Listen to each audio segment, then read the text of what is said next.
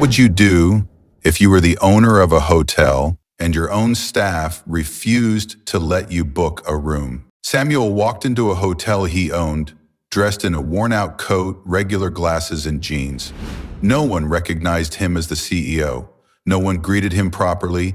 Everything began with a cold remark from the front desk. "We don't take local guests." No clear reason, no exceptions, and no one willing to explain. But what Samuel discovered afterwards shocked him even more. It wasn't just a discriminatory policy. It was an entire system rotting from within. The old jacket, faded jeans, and plastic-rimmed glasses made Samuel look like an ordinary man who had just walked a few blocks to a nearby hotel. And that was exactly what he intended. No one recognized him as the owner of the entire hotel chain, including the building right in front of him. Samuel had just turned 40. He inherited the company from his late father, who had built the hotel chain from a single property. Under Samuel's leadership, the business quickly expanded to 10 branches. But with that growth came distance between Samuel and the day-to-day reality. Staff, operations, service, all of it filtered through reports, presentations, and Zoom summaries. But the recent complaints didn't show up in PowerPoint slides. They came quietly, scattered across Google reviews, email feedback, and whispers from loyal guests to the customer support team. The data said everything was fine. Samuel's instinct said otherwise. So he decided to return, not as CEO, but as an anonymous guest. He picked the nearest location to home, a hotel he hadn't set foot in since acquiring it from the previous owner. The lobby wasn't busy that evening. Warm yellow lights, soft background music. From a distance, the place still looked like a respectable hotel. But the moment he approached the front desk, something felt off. The young front desk clerk, name tag reading Kevin, didn't even look up as Samuel stepped forward. Only when Samuel politely asked to book a room for one night did Kevin respond. And what he said left Samuel frozen. "Sorry, sir, but we don't take local guests. It's company policy." Samuel frowned. "A policy against accepting locals? I've never heard of such a thing." Gerard paused. "New engine?" "Yup, that's right." The guy nodded without hesitation. "Previous owner wrecked the old one. We swapped in a fresh unit. Runs like new." Gerard nodded. But inside, a chill spread through him. He remembered that truck very clearly. It had shown up in the last quarter's maintenance report. There was no engine replacement, just an oil change and minor brake system adjustment. He didn't react, just asked calmly, "Does this one come with a warranty?" "Of course," the salesman said confidently. "Full 1-year warranty, parts and labor. Totally worry-free." Another lie. The current policy only covered 30 days, and only under certain conditions. Gerard stayed quiet, noted everything, observed. Then a voice called out from behind. "That truck didn't get a new engine." He turned around. A young woman in a gray dealership uniform stood nearby. Her name tag read Lisa. Her face had tightened with tension. "We only did a basic service.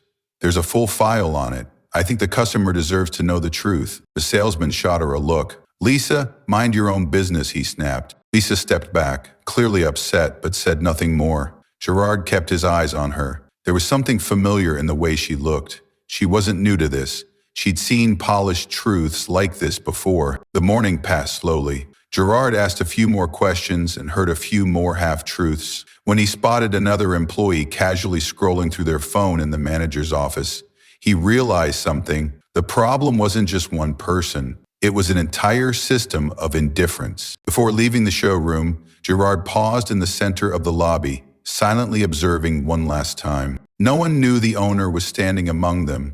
No one realized that every small, brushed-over story was being mentally recorded, detail by detail. That day, Gerard left without saying a word about who he was. But he knew one thing for sure. Tomorrow, he'd return, not as a customer, but as himself. Would you like help drafting the next part of this story? If you find Gerard's story worth following, subscribe to the channel and stay tuned for the next chapter, where truth is no longer hidden and justice starts to speak. The next morning, Gerard returned to the dealership, dressed in the same worn outfit as the day before. Baseball cap, dark-rimmed glasses, neatly applied fake beard. Just like yesterday, no one paid attention to his presence. He didn't enter right away.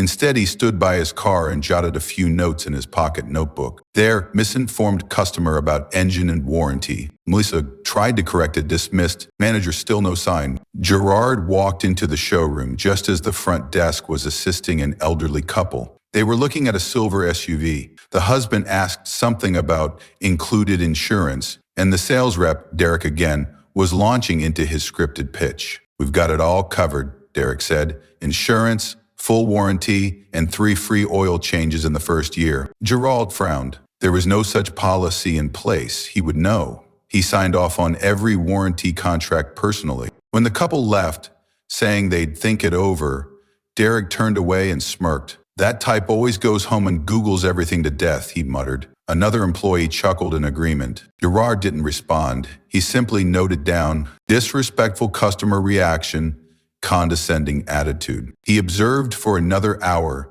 taking in every small detail, how customers were pressured to rush their decision, vague promises about just arrived models, and the subtle glances when someone dressed modestly walked in. In the eyes of some staff, not everyone qualified as a real lead. Then he saw Lisa again. She was calmly explaining options to a young mom with a child in tow. No rush, no pressure, just honest, clear information. She even opened the warranty logbook for the customer to review. That simple sincerity reassured Gerard. He walked up, casually asking, "That sedan over there, what model year is it?" Lisa turned with that same soft smile. "It's a 2018, sir. Still in great shape, and all maintenance is up to date. I can show you the inspection report if you'd like." Gerard nodded. "Thanks, I appreciate how you talk to people." Lisa blinked in surprise. "I just think everyone deserves clarity, especially when it's something as big as buying a car." There's one sentence, but to Gerard, it rang like a bell. Would you like me to continue with the scene where Gerard finally reveals who he is? That afternoon, Gerard decided it was time to end the act. He walked straight into the manager's office, where a man named Kane, the branch manager, sat, scrolling through something on a tablet, headphones in. Gerard tapped lightly on the desk. Kane looked up, distracted. "Do you have an appointment?" Gerard slowly removed his glasses and peeled off the fake beard. "No," he said calmly, "but I don't believe I need an appointment to visit a place with my name on the sign." Kane froze, visibly confused. "You're Gerard?" "That's right," Gerard replied. His voice wasn't loud, but it carried weight. "Now I want to know why this place has turned into a stage for dishonesty." Kane went pale.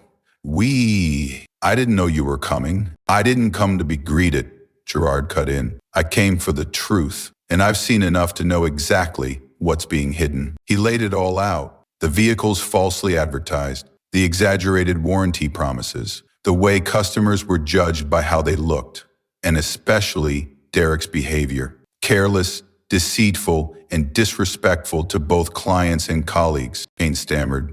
"We're under pressure to hit targets. Sometimes the staff just pushes a little to keep numbers up." Gerard met his eyes.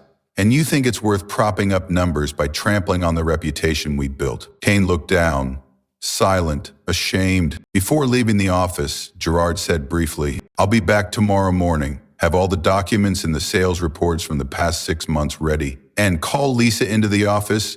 She's the only one who did the right thing, and I need her. And if you think Gerard will stop at just pointing out what went wrong, you're mistaken." Subscribe now so you don't miss the next part, when the owner doesn't just show up, but starts rebuilding everything from the ground up. The next morning, Gerard didn't wear a disguise. He wore a simple white shirt and a neat brown jacket. No logos, no flash. But there was something unmistakable in his stride and his gaze as he stepped into the showroom. Today, he wasn't a walk-in customer. He was the owner, returning. Some staff recognized him immediately. A few froze mid-sentence. Some quietly stepped aside. And one, Derek, standing at the counter, could only blurt, "Oh, yeah." Jiro gave a small nod. "Good morning." No one smiled. No one replied. He walked straight to the management office. Kane was already there, sweat beading on his forehead, a thick folder laid out on the desk. "I've printed the past 6 months' sales contracts, just as you asked." Gerard didn't. He flipped through a few pages, then said plainly, "There are at least 14 clear violations here. False advertising,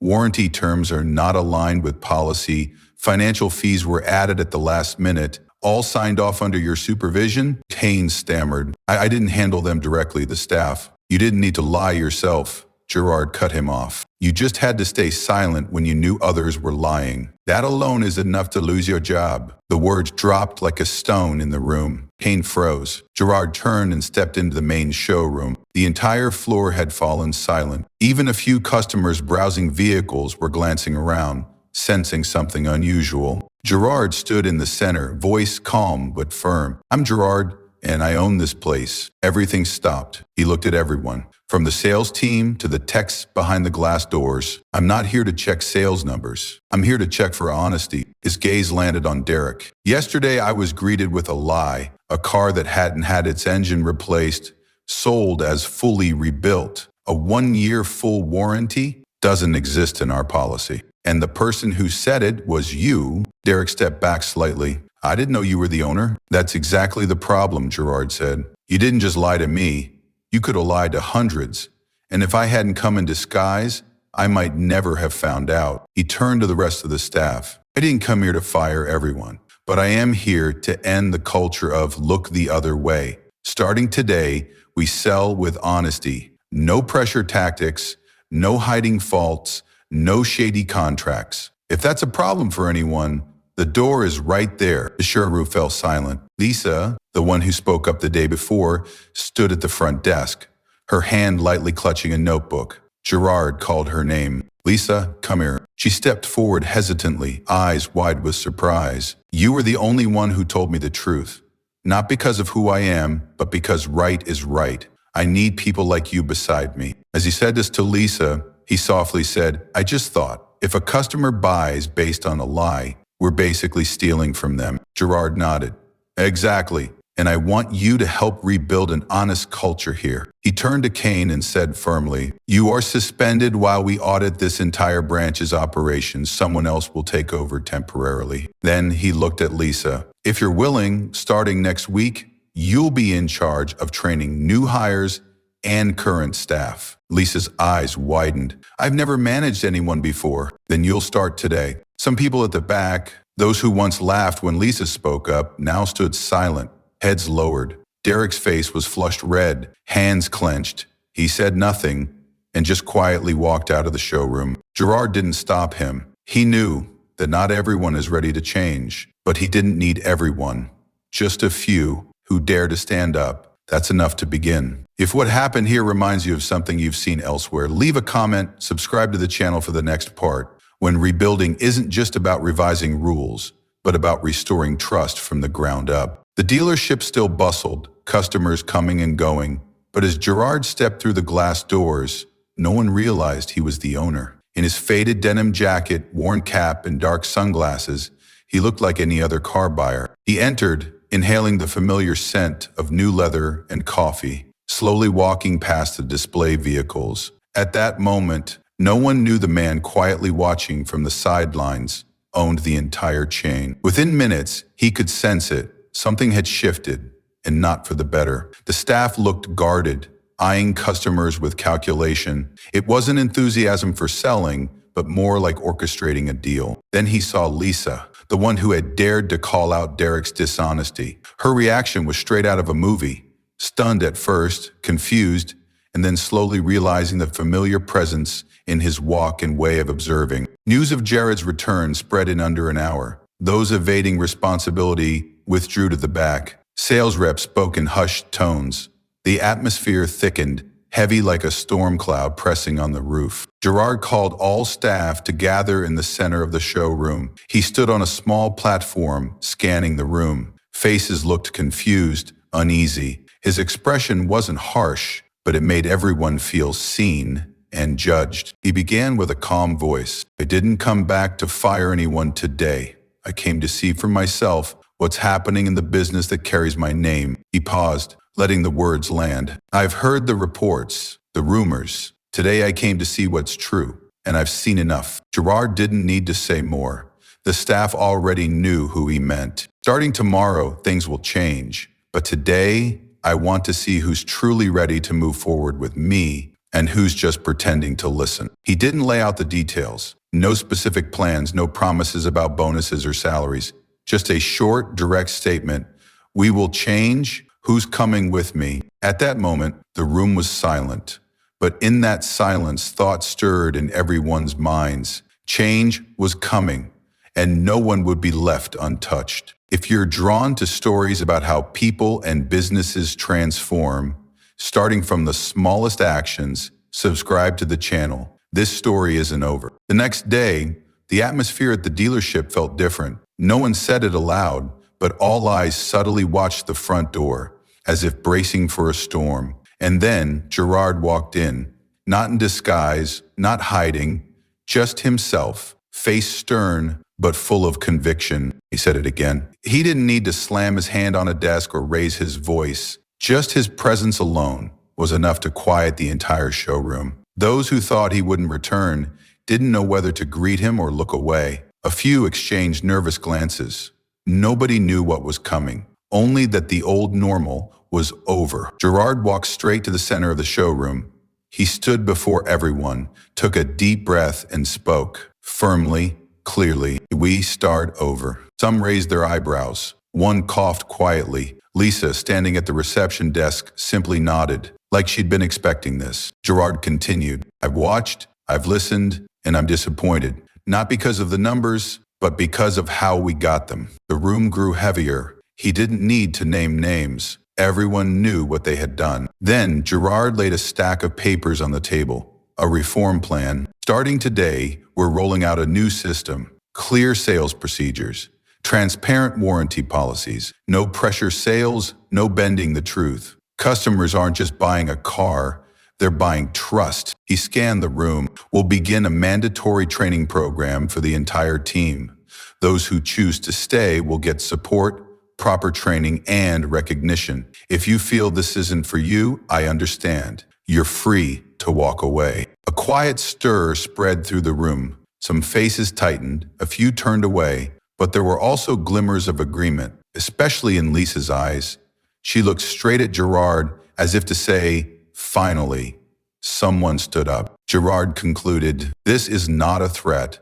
It's an invitation. I don't want anyone to stay out of fear. I want you to stay because you believe we can do things right and still succeed. Silence lingered for a few seconds. Then Lisa was the first to speak. A few others nodded, slowly, but with conviction. The rest, still hesitant. But Gerard knew he had just laid the first brick. Real reform doesn't start with policy, it starts with belief. And that day, in a dealership once clouded by deceit, someone finally chose a different path. Want to see what happens next?